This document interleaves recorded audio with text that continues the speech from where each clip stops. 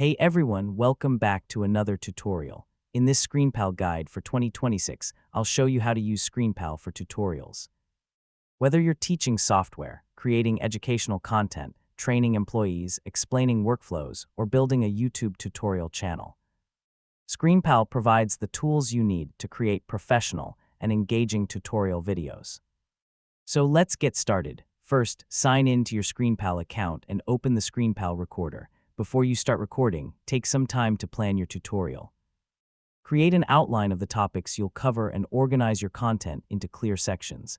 Next, prepare your screen and workspace.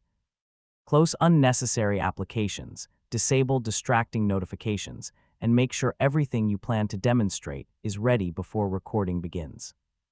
Now launch the ScreenPal recorder and choose the recording mode.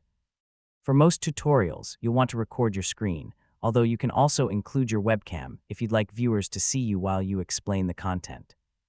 Select the area of the screen you want to capture. You can record the full screen, a specific application window, or a custom region depending on the type of tutorial you're creating.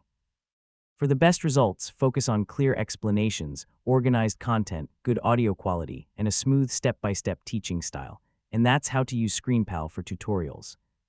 By planning your content, recording clear demonstrations, enhancing your videos with annotations and captions, and editing carefully, you can create professional tutorials that help viewers learn effectively. Thanks for watching, and I'll see you in the next tutorial.